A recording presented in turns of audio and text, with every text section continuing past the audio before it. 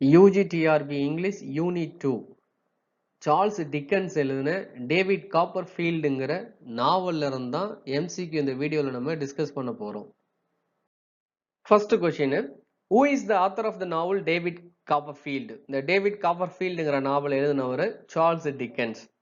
In which genre is David Copperfield typically characterized? இந்த David காப்பர்ஃபீல்டுங்கிற novel எந்த கேட்டகரியை எந்த ஜானரை சேர்ந்தது அப்படின்னா பில்டங்ஸ் ரோமன்.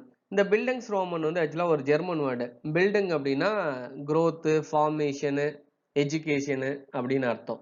ரோமன் அப்படின்னா நாவல்னு அர்த்தம். அப்போ இந்த பில்டிங்ஸ் ரோமன்னா என்ன மீனிங்னா, ஒரு பர்டிகுலர் கேரக்டர் இருக்கானா அந்த கேரக்டருடைய பிறப்பு, வளர்ப்பு, ஸோ அவனுடைய ஜேர்னி, இது எல்லாமே பிறப்பு முதல் அப்படியே வந்துகிட்டே இருக்கிறது. இதுக்கு பேர் தான் வந்து பில்டிங்ஸ் ரோமன்.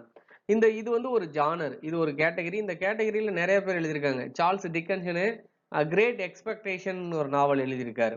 இது இல்லாம டேவிட் காப்பர்ஃபீல்டு இல்லாம கிரேட் எக்ஸ்பெக்டேஷனும் இந்த ஜானர்ல தான் எழுதியிருக்காரு. நம்ம இவங்க இருக்காங்க இல்லையா, யாரு, சார்லெட் பிராண்டே, ஜேன் ஐயர் அப்படின்னு படிச்சிருப்பீங்க ஒரு கதை. அதுவுமே வந்து இந்த பில்டிங்ஸ் ரோமன் உடைய ஜானர் தான். ஜேடி சாலிங்கர்னு ஒரு ரைட்டர் இருக்காரு. அவர் வந்து த கேட்சர் இன் த ரை அப்படின்னு எழுதியிருக்காரு. அதுவுமே வந்து பில்டிங்ஸ் ரோமனை சேர்ந்தது தான். So third question, the novel was first published in monthly installment during which year? 1849 to 1850. இந்த நாவல் ஃபர்ஸ்ட்ல வந்து ஒரு சீரீஸா தான் பப்ளிஷ் பண்ணியிருக்காங்க. 1849ல இருந்து 1850 வரைக்குமே ஒரு சீரீஸா அப்படியே பப்ளிஷ் பண்ணியிருக்காங்க. அதுக்கப்புறம் தான் அது நாவல் ஃபார்முக்கு வந்திருக்கு.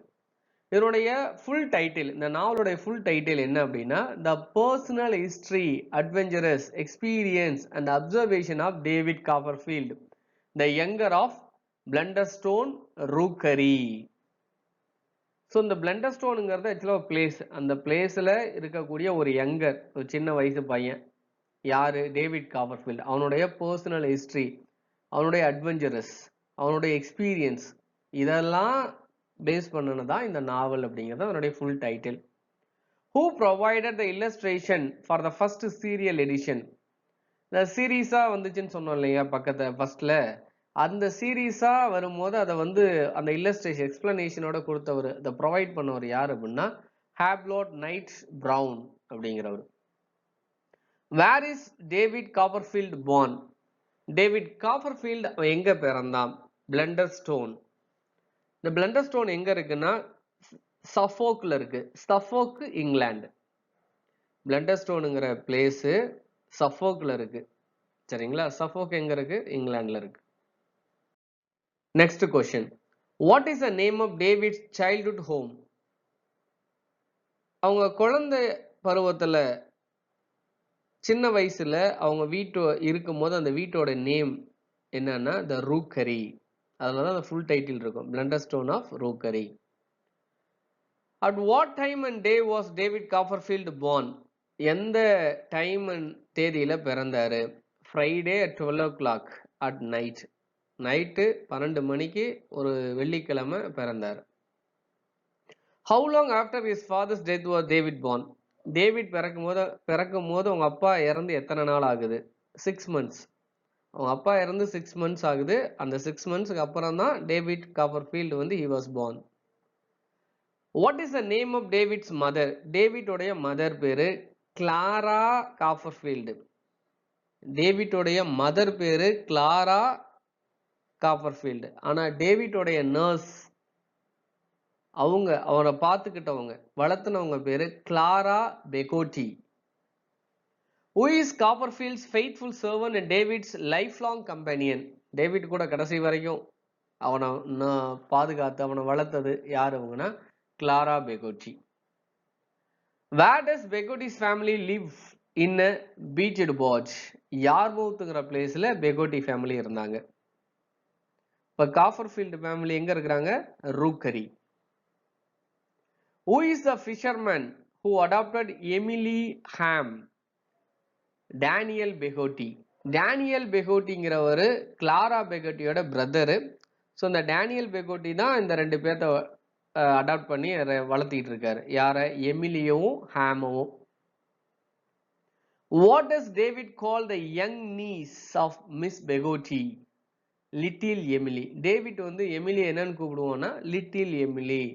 குட்டி பாப்பா நம்ம சொல்றோம் இல்லைங்களா, அந்த மாதிரி அவன் லிட்டில் எமிலி அப்படின்னு கூப்பிடுறான். Next question. Where is David sent to work at the age of 10? A wine bottling factory in London. லண்டன்ல இருக்கக்கூடிய ஒரு ஒயின் பாட்டில் ஃபேக்டரிக்கு ஒர்க்குக்காக போறான். Who is David's spendthrift landlord in London?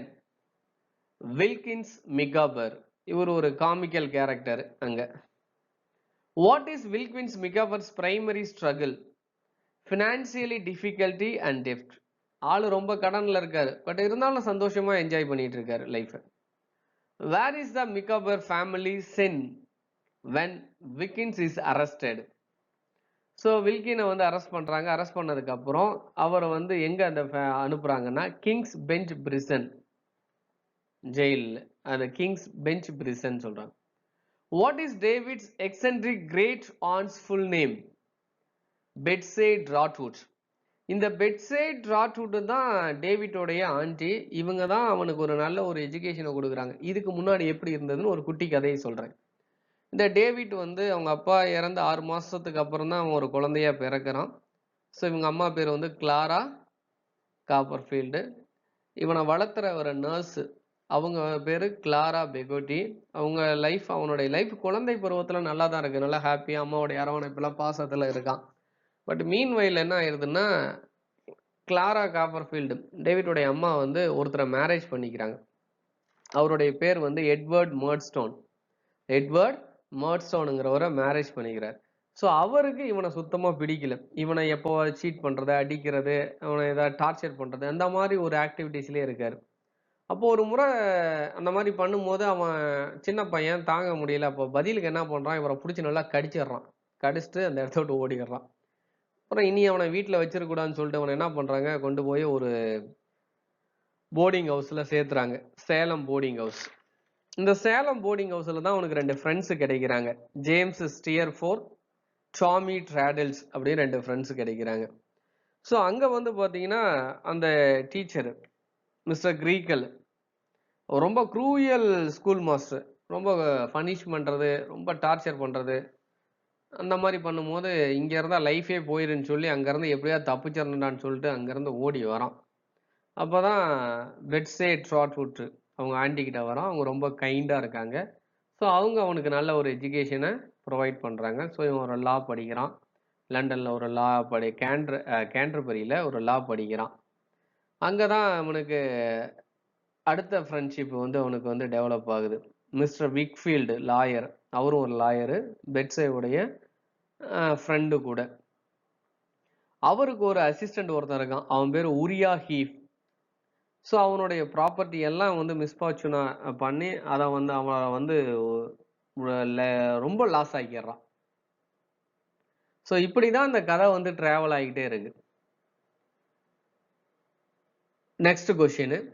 To which town does David run away to find his and?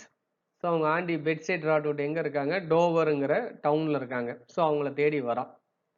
What name does Betsey Trotwood give David? டேவிட்டுக்கு அவங்க என்ன பேர் வைக்கிறாங்க? ட்ராட்வுட் காப்பர்ஃபீல்டு. David காப்பர்ஃபீல்டு அவங்க என்னன்னு வைக்கிறாங்க? ட்ராட்வுட் காப்பர்ஃபீல்டு. அவங்க ஃபேமிலி நேமில் அவனுக்கு ஒரு பேர் வைக்கிறாங்க. At which law firm does David apprentice? எங்கே அவன் அப்ரண்டிஸ் கற்றுக்கிட்டான் லா? ஸ்பென்லோ அண்ட் ஜார்கின்ட்ட. Who is the adorable but impractical daughter of Mr. Spenlow? Dora Spenlow அந்த பொண்ணு எப்படிப்பட்டவன்னா மிஸ்டர் ஸ்பென்லோடைய டாட்டரு. பட் அந்த பொண்ணு ரொம்ப சைல்டிஷாக இருப்பா. ஸோ அந்த பொண்ணு மேலே இவனுக்கு ஒரு ஃபர்ஸ்ட் அஃபெக்ஷன், ஃபர்ஸ்ட் லவ்னு கூட சொல்லலாம். யாருக்கு? டேவிட்டுக்கு. What does Dora ask David to call her? Child wife அப்படின்னு கூப்பிட சொன்னாங்க. Who is Dora Spenlow's friend who supports her romance with David? Julia Mills. So இந்த ஜூலியா மில்ஸ் தான் டோராவுக்கு வந்து சப்போர்ட் பண்றாங்க, how to romance with David அப்படின்னு. Who is Steerforth's obsequious and respectable valet? ஸ்டியர்ஃபோர்த்தோடைய ஒரு வேலட் யாரு? ரெஸ்பெக்டபிள் வேலட் யாருன்னா லிட்டிமர். லிட்டிமர் தான் உன்னுடைய கம்பெனியன். அந்த மாதிரி இந்த ஸ்டியர்ஃபோர்த் என்ன பண்றான் அப்படின்னா, இந்த பொண்ணை வந்து செடியூஸ் பண்ணிடுவான். யாரை? எமிலியை வந்து இவன் வந்து செடியூஸ் பண்ணிடுறான். ஆக்சுவலாக ஹேமுங்கிற பையன் எமிலியை லவ் பண்ணுவான். ஆனால் அந்த எமிலி வந்து இவன் கூட ஸ்டியர்ஃபோர்த்தோட எலோப் ஆயிடுவா. இவன் செடியூஸ் பண்ணிடுறான். அவன் ஒரு மாதிரி சீட்டிங் மாதிரி போயிடுது. Who does Steerforth seduce and take away from Yarmouth? Little Emily. So அந்த எமிலி தான் பேரு. லிட்டில் எமிலின்னு கூப்பிட்டது டேவிட் காப்பர்ஃபீல்டு தான். அவளை வந்து லிட்டில் எமிலி அப்படின்னு கூப்பிட்டாங்க. Who is the instrumental in downfall of Uriah Heep? Wilkins Micawber. அதாவது உரியா ஹீப் வந்து மிஸ்டர் விக்ஃபீல்டு கிட்ட தான் அசிஸ்டண்டா ஒர்க் பண்றான். அவருடைய ஃபார்ச்சூன்ஸ் எல்லாம் ப்ராடுத்தனம் பண்ணி அவரை வந்து டம்மியாக்கி அதை அவன் அபகரிச்சுக்கிட்டான். ஸோ அந்த தப்பை வெளியே கொண்டு வர்றதுக்கு டேவிட் வந்து யாரை ஒரு இன்ஸ்ட்ருமெண்ட்டாக யூஸ் பண்ணுறான்னா வில்கின்ஸ் மிக்காஃபரை யூஸ் பண்ணி தான் உரியா பண்ண இந்த தப்பெல்லாம் வெளியே கொண்டு வரான். What crime was Uriah Heep committing against mister Wickfield? என்ன பண்ணா உரியா ஹீப்பு? ப்ராடுத்தனம் பண்ணான். மிஸ்டர் விக்ஃபீல்டு கிட்ட இருந்து அவருக்கு விரோதமாக ப்ராடுத்தனம் பண்ணி அவருடைய ஃபார்ச்சூன்ஸ் எல்லாம் எடுத்துக்கிட்டான். What is the fate of Dora Spenlow? Dora ஸ்பென்லோவுக்கு என்ன நடந்தது? She dies after a long illness. இறந்துட்டா. ரொம்ப நாள் வியாதியோட இருந்தா இறந்துட்டா. அது மட்டும் இல்ல, ஃபாலோயிங் எ மிஸ்கேரேஜ். அவளுக்கு ஒரு மிஸ்கேரேஜும் நடந்திருக்கு. What is the name of Dora's pet dog? டோராவுடைய பெட் டாகோடைய நேம் என்ன? Jip. How does James Steerforth die? James ஸ்டியர்ஃபோர்த்துங்கிறவன் எப்படி இறந்தான்? யார் இவன்? எமிலிய, லிட்டில் எமிலிய செடியூஸ் பண்ணவன். He drowns in a fierce storm of Yarmouth. So தண்ணியில மூழ்கி இறந்துட்டான். Who dies while trying to rescue Steerforth from the shipwreck? அந்த ஷிப்ரெக் ஆகும்போது, யார்மவுத்ல ஷிப்ரெக் ஆகும்போது அவன் தண்ணியில மூழ்கி போயிட்டு இருக்கான். யாரு? ஜேம்ஸ் ஸ்டியர்ஃபோர்த். அவனை யாரு காப்பாற்ற முயற்சி பண்ணவன்? ஹேம் பெகோச்சி. அவனுமே ஆக்சுவலா தண்ணியில மூழ்கிட்டான். இது வந்து பாருங்க, அசோசியேஷன் அண்ட் ரீசன். இந்த மாதிரி கொஸ்டின் கேட்பாங்க. The narrative point of view in the novel is necessarily partial and biased. The story is told in the first person by David as an adult, meaning in reader only learns what he witnessed or perceived through the selective filter of memory. So இது வந்து பார்த்தீங்கன்னா இந்த narrative, இந்த நாவலில் ஃபுல்லாக narrative வந்து ஒரு கொஞ்சம் பயாஸ்டாக தான் இருக்கும். அங்கங்கே ஒரு மாதிரி தான் இருக்கும். ஆனால் இந்த ஸ்டோரியை வந்து ஃபர்ஸ்ட் பர்சனில் தான் நேரேட் பண்ணியிருக்காங்க. இந்த ஸ்டோரியோட நேரேட்டர், இந்த நாவலுடைய நேரேட்டரே வந்து யாருன்னா டேவிட் காப்பர்ஃபீல்டு தான். இந்த ஸ்டோரியோடைய, இந்த நாவலோடைய நேரேட்டர் டேவிட் காப்பர்ஃபீல்டு தான். ஃபர்ஸ்ட் பர்சனில் தான் நேரேட் பண்ணியிருக்காரு. சரிங்களா? ரெண்டும் ஒன்று தான். அசோசியனும் உண்மை தான், ரீசனும் உண்மை தான். ரெண்டும் correct explanation. Next question. Dickens portrays the separate system of prison discipline at Pentonville with a great satirical approval. Dickens வந்து இந்த செப்பரேட் சிஸ்டத்தை, அதாவது பிரிசன்ல எப்படி டிசிப்ளின் இருக்கணுங்கிற ஒரு செப்பரேட் சிஸ்டத்தை ஒரு சட்டாரிக்கலா சொல்லியிருக்காரு அப்படிங்கிற மாதிரி சொல்றாங்க. The system is depicted as an easily manipulated by clever villains like Uriah Heep and Latimer, who can authorities into believing they are model prisoners. So இதில் வந்து வில்லன் கேரக்டர் யாருன்னா உரியா ஹீப் தான். அவனுக்கு ஹெல்ப் பண்ணவர் லெட்டிமர். ஸோ இவங்க இதை எதை manipulate பண்ணுது, எதை வந்து வெளியே கொண்டு வருது அப்படின்னா, they are authorities of to be model prisoners. அவங்க ஒரு மாடல் பிரிசனர்ஸ், ஒரு குற்றவாளி எப்படி இருக்கணுங்கிறதுக்கு அவங்க உதாரணங்கிற மாதிரி சொல்லியிருக்காங்க. ஸோ அசோசியேஷன் வந்து தப்பு. பிரிசன்ல வந்து டிசிப்ளின், அந்த பேண்டன்வில்லி அந்த பிளேஸில் அதெல்லாம் அவர் வந்து ஒன்றும் சொல்லலை. அசோசியேஷன் வந்து தப்பு. ஆனால் ரீசன் கரெக்டு. ரீசன் என்னது? ரெண்டு வில்லன், உரியா ஹீப்பு பெரிய வில்லன், அவனுக்கு ஹெல்ப் பண்ணவன் லெட்டிமர். ஸோ இவனுங்க தான் வந்து அவனுக்கு வந்து ஒரு எக்ஸாம்பிள். பிரிசனர்ஸுக்கு, கைதிகளுக்கு அவன் ஒரு எக்ஸாம்பிள்ஸ் அப்படிங்கிறது அது ஓகே. ஸோ அப்போ A is false, R is true, reason is true அப்படின்னு நம்ம சொல்லலாம். லாஸ்ட் கொஸ்டின், இந்த மாதிரி மேட்ச் இட் மாதிரியும் கேட்பாங்க. கொஸ்டின் பாருங்க. Child exploitation, prison discipline, fallen women, human treatment of insane அப்படி கொடுத்துருக்காங்க. இந்த சைல்டு எக்ஸ்பிளாய்டேஷனை பண்ணது யாருன்னா மர்ட்ஸ்டோன் அண்ட் கிரின்ஸ்பியில் இருக்கக்கூடிய அந்த வைன் ஃபேக்ட்ரி. மர்ட்ஸ்டோன் யார் அப்படின்னா எட்வர்ட் மர்ட்ஸ்டோன், டேவிடோடைய ஸ்டெப் ஃபாதர். அந்த பையனை டேவிட்டை ரொம்ப க்ரூயலாக அடித்தது, ட்ரீட் பண்ணது, பனிஷ் பண்ணது எல்லாம். அதே மட்டும் இல்லாமல் அவனை கொண்டு போய் எங்கே விடுறாரு, அந்த ஃபேக்ட்ரியில் விடுறாரு. அங்கேயும் அந்த குழந்தைங்கள சின்ன பசங்கன்னு கூட பார்க்காம கஷ்டம் ரொம்ப ஹார்ஷாக பிஹேவ் பண்ணி நடந்துக்கிட்டது. அதுதான் சைல்டு எக்ஸ்பிளாய்டேஷன். அடுத்து பிரிசன் டிசிப்ளின். இந்த பிரிசன் டிசிப்ளினுங்கிறத எதை கொண்டு வருதுன்னா Pentonville style prison run by Creakle. Mister க்ரீக்கலுங்கிறவர் ஒரு ஸ்கூல் மாஸ்டருங்க. அதான் சேலம் போர்டிங் ஹவுஸ், இதில் ஒரு ஸ்கூல் மாஸ்டராக இருக்கார். அங்கே வரக்கூடிய படிக்கக்கூடிய பசங்களை ரொம்ப பனிஷ் பண்ணுறது, டிசிப்ளினுங்கிற பேரில், பங்க்சுவாலிட்டிங்கிற பேரில் ரொம்ப ஹார்ஸாக ட்ரீட் பண்ணுறது. ஸோ அங்கே தான் அந்த பிரிசன் டிசிப்ளின் அப்படிங்கிறத கொண்டு வராங்க. அடுத்து ஃபாலன் விமன், விழுந்து போன பெண், இல்லை விழுந்து போன மனுஷி அப்படின்னு நம்ம சொல்கிறோம். ஆக்சுவலாக இது ஒரு டேர்மு. விக்டோரியன் சொசைட்டியில் இந்த ஃபாலன் விமனுங்கிற ஒரு டேர்மை யூஸ் பண்ணுறாங்க. அப்படின்னா என்ன மீனிங் அப்படின்னா who has lost her social respectability. Social ரெஸ்பெக்டபிலிட்டியில இருந்து தவறி போனவங்க, ஏதாவது தப்பு பண்ணியிருப்பாங்க. அதை இப்போ ஒரு ஆண் தப்பு பண்ணிட்டான் அப்படின்னா அதை பெருசாக பேச மாட்டாங்க. ஒரு பெண் தப்பு பண்ணிட்டான்னா சொசைட்டி அந்த பெண்ணை ஒரு மாதிரி பார்ப்பாங்க, அதை ரிஜெக்ட் பண்ணுவாங்க. ஸோ இம்மாரல் அப்படின்னு சொல்லுவாங்க. அதை தான் ஃபாலன் விமன், விழுந்து போனவ, பாவி அப்படின்னு நம்ம சொல்கிறோம் இல்லைங்களா, அந்த மாதிரி. ஆனால் இந்த மார்த்தா எண்டுவெல் ஆக்சுவலாக ஃபாலன் விமனாக இருந்தால் கூட இந்த மார்த்தா எண்டுவெல் எமிலியோட லைஃப்பை சேவ் பண்ணுறதுல ரொம்ப முக்கியமாக இருந்திருக்காங்க. ஏன் அப்படின்னா எமிலியவும் ஹேமவும் வளர்த்தனது யாரு, பார்த்துக்கிட்டது யாரு, ஒரு கார்டியன் மாதிரி இருந்தது யாருன்னா டேனியல் பெகோட்டி. இந்த டேனியல் பெகோட்டி யார் அப்படின்னா கிளாரா பெகோட்டியோடைய பிரதர். இந்த டேனியல் பெகோட்டிக்கு நல்லா கைட் பண்ணி எமிலியை ரெஸ்கியூ பண்ண. ஏன்னா எமிலி இவன் ஸ்டியர்ஃபோர்த்தை செடியூஸ் பண்ணிட்டான், அவள் மோசமாயிட்டாங்கிறதுனால அந்த பயத்தில் அந்த ஒரு ஷேம் அசிங்கத்தில் அவள் என்ன பண்ணுறான்னா எமிகிரேட் ஆகிறா. அங்கேருந்து எங்கே போகிறா, ஆஸ்திரேலியா போகிறா. ஸோ ஆஸ்திரேலியா போனவரை அப்படியே விட்டாம மார்த்தா எண்டுவெல்லுங்கிற பொண்ணு என்ன பண்றான்னா டேனியல் பெகோட்டி கைட் பண்றா. அந்த பொண்ணை பார்க்கணும், அந்த பொண்ணுக்கு நல்ல ஒரு ரெடெம்ஷனை கொண்டு வரணும், ஒரு மீட்பை கொண்டு வரணும், அந்த பொண்ணை நம்ம ஒரு டேக் கேர் எடுக்கணும் அப்படின்னு சொன்ன உடனே இப்போ இவங்க எல்லாம் சேர்ந்து எங்கே போகிறாங்க, ஆஸ்திரேலியா போகிறாங்க.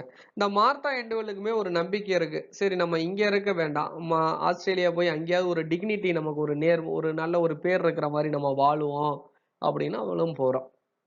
அடுத்து human treatment of insane, mister Tuke. இந்த மிஸ்டர் டிக்கு யார் அப்படின்னா ரொம்ப கைண்ட் ஹார்ட்டட் பர்சன். சரிங்களா, ஒரு சைல்டு லைக் மாதிரி இருப்பார். சைல்டிஷா இல்லை, சைல்டு மாதிரி, குழந்தை மாதிரி, ஒரு ரொம்ப கைண்ட் ஹார்ட்டடாக இருப்பார். ஸோ அவரை தான் நம்ம என்னன்னு சொல்கிறோம், ஹியூமன் ட்ரீட்மெண்ட் ஆஃப் இன்சான் அப்படின்னு சொல்கிறோம். டேவிட் காப்பர்ஃபீல்டுங்கிற நாவல்ல இருந்து தான் எம்சிக்கு இந்த வீடியோவில் நம்ம டிஸ்கஸ் பண்ணணும். உங்களுக்கு புரிஞ்சிருக்குன்னு நம்புகிறோம். தொடர்ந்து கவனிங்க, ரொம்ப யூஸ்ஃபுல்லாக இருக்கும். இதில் ஒரு முக்கியமான விஷயம் நீங்கள் நோட் பண்ண வேண்டியது என்னென்னா, இது ஒரு பெரிய நீண்ட நாவல். சரிங்களா, இது ஒரு ஃபர்ஸ்ட் பர்சனில் நேரேட் பண்ணியிருக்காங்க. இதனுடைய நேரேட்டர், இந்த கதையை ஃபுல்லாக நேரேட் பண்ணவர் டேவிட் காப்பர்ஃபீல்டு தான். சரி, இன்னொன்று, இதில் மொத்தம் 64 சாப்டர்ஸ் இருக்குது. 64 சாப்டர்ஸ் இருக்குது. அந்த 64 சாப்டர்ஸுக்குமே ஒரு நேம் இருக்குது. 64 நேம்ஸ் இருக்குது.